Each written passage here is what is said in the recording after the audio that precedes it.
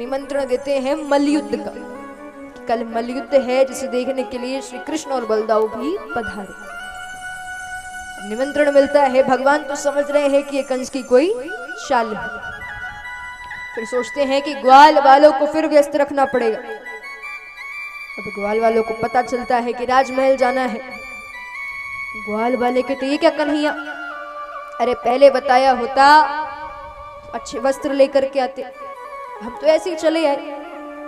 भगवान कहते अभी कौन सा समय खराब हो गया, अरे अभी तो बहुत समय है हमारे पास, चिंता मत करो, कुछ ना कुछ करते हैं। तो कुछ समय बाद ही सामने से एक धोबी चला रहा है। भगवान जैसे उस धोबी को देखते हैं, उसे रोका है। कहते हैं कि आपके पास जो वस्त्र हैं आप वो हमें दे दो, बदले में हमसे आप धन ले लो।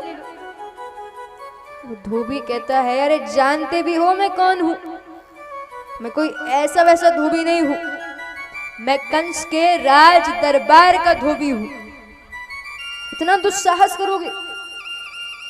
श्री कृष्ण उस धोबी को बड़े ध्यान से देख रहे हैं, फिर एकदम से याद आता है और कहते हैं हाँ तुम वो ही हो जिसके कारण राम अवतार में सीता का मुझसे वियोग हुआ था। अरे तब तो मैं मर्यादाओं में बंधा था, कुछ नहीं कर पाया, लेकिन इस बार मर्यादाओं का कोई बंधन नहीं है। तब तुम्हारा वध नहीं कर सका पर अब कर सकता हूं। तब भगवान क्षण भर में उस धोबी का वध कर देते हैं। महाराज वस्त्र ले लिए हैं, वस्त्र पहन लिए हैं। अब वो जो वस्त्र है वो कंस के राज दरबार के लोगों के हैं, तो काफी बड़े हो रहे हैं, ढीले हो रहे हैं। सारे ग्वाल वाले कह रहे कन्हैया ये क्या, अरे इस एक वस्त्र में तो हम 3 समा जाए, क्या कर। भगवान कहते हैं रुको, चिंता मत करो, इसका भी कुछ करते हैं। अब दर्जी के पास गए हैं, वस्त्र ठीक करवाए हैं। भगवान कहते लो हो गए ठीक, कुछ और। वो कहते कि कन्हैया मालाएं और पहनवा दूं। भगवान कहते हैं ठीक है मालाएं और पहनवा देते हैं। महाराज अब मालाएं और पहनवा दी हैं। ठाकुर जी कहते भाई अभी भी कुछ बचा हो तो बता दो, सारे काम इकट्ठे। ग्वाल वाले कहते हैं कि कन्हैया बस एक चीज और बची है, इसके बाद हम कुछ नहीं करेंगे। भगवान कहते हैं क्या। ग्वाल वाले कहते कन्हैया चंदन और लगवा दो। भगवान कहते हैं ठीक है वो भी कराते हैं, जब इतना कुछ कराया है तो वो भी सही। अब नजर पड़ती है कि सामने से एक स्त्री चली आ रही है जो कि 3 जगह से टेढ़ी है। अपने हाथ में चंदन का पात्र लेकर के धीरे धीरे धीरे धीरे चले आ रहे हैं। भगवान रोकते हैं, कहते हैं कि क्या आप ये चंदन हमारे मस्तक पर लगाएंगे। तो वो कहती है कि मैं कंस के राज दरबार में जाती हूँ, कंस को चंदन लगाती हूँ, लेकिन ये चंदन आपके मस्तक पर लगाने का सौभाग्य मिल रहा है तो मेरा तो जीवन सफल हो जाएगा, मैं आपको चंदन जरूर लगाऊंगा। तो कुब्जा बड़े प्रेम के साथ, आनंद के साथ, भक्ति भाव के साथ भगवान को चंदन लगाती है। बलदाऊ को चंदन लगाया है।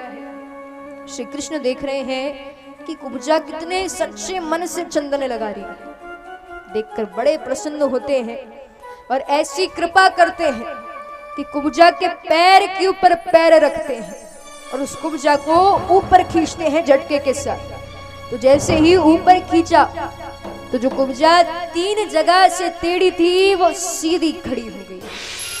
भगवान की कृपा है। तो पूरी कृष्ण कन्हैया लाल की।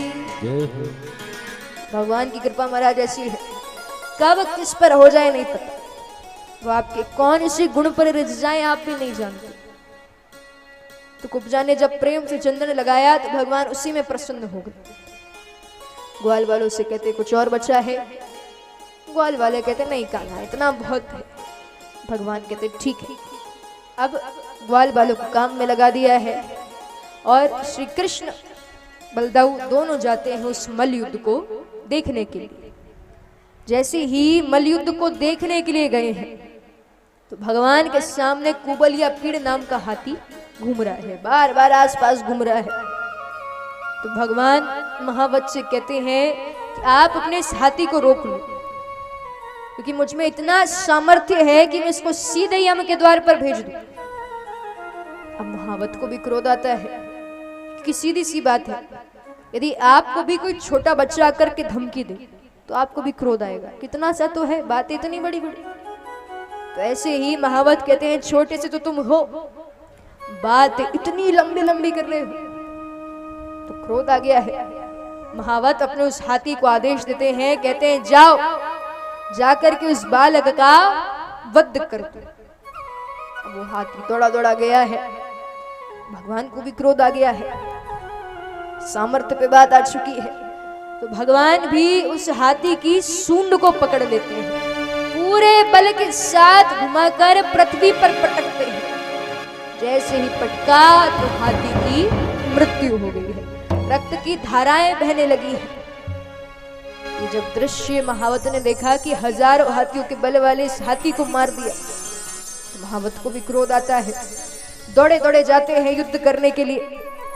तो जब हाथी को मारा, उसी ही के दांत को निकालते हैं और महावत को भी मार देते हैं। फिर थोड़ा आगे जाते हैं तो भेंट होती है चारुण से। चारुण कहते हैं कि देखो कन्हैया, यहाँ तो मल युद्ध चल रहा है, तुम्हारा क्या काम? अरे तुम तो छोटे से बालक हो, तुमसे कौन मल युद्ध करेगा? भगवान कहते हैं दिखने में छोटा हूं, सामर्थ्य तुमसे ज्यादा है मेरे पास। चारुण कहते हैं फिर भी तुमसे युद्ध नहीं करूंगा, बलदाऊ से कर सकता हूं, क्योंकि बलराम जो है वो ना छोटे हैं ना बहुत बड़े हैं। हाँ, तो उनसे युद्ध मैं कर सकता हूं, तुम तो छोटे से बालक हो।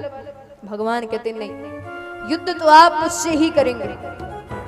चारुण कहते हैं जब इतना कह रहे हो तो ठीक है, हम तुमसे भी युद्ध कर लेंगे।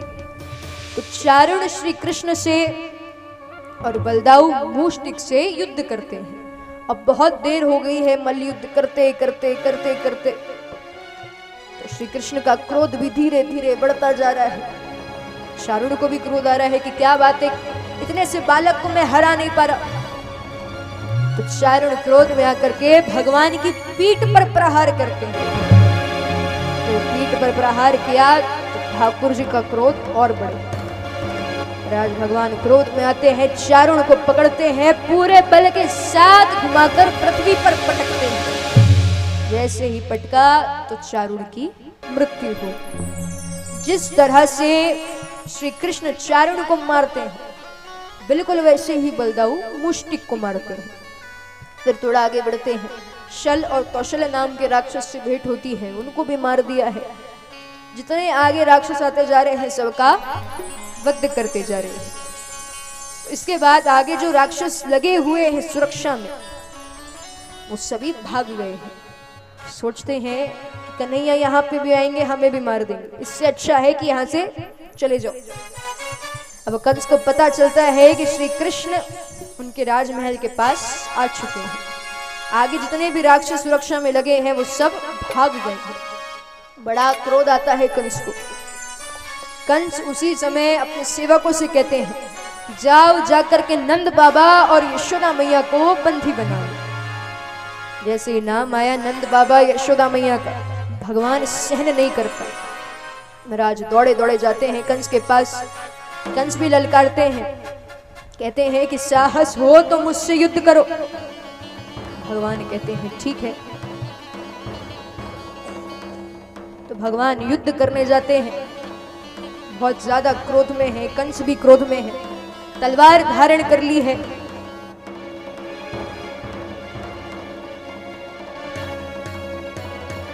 कंस के हाथ में तलवार है। श्री कृष्ण भी दौड़े दौड़े चले आ रहे हैं तलवार लेकर के। अब जैसे ही कंस श्री कृष्ण को देखते हैं तो सिंहासन पर से खड़े हो गए। श्री कृष्ण आते हैं, कंस के सिंहासन पर छलांग लगाते हैं, कंस के केश को पकड़ लिया है, घसीटते हुए लेकर के आ रहे हैं। जिस तरह से गरुड़ सर्प को दबोच लेते हैं, बिल्कुल वैसे ही भगवान कंस को घसीटते हुए लेकर के आते हैं, तलवार निकालते हैं और क्षण भर में श्री कृष्ण कंस का वध कर देते हैं।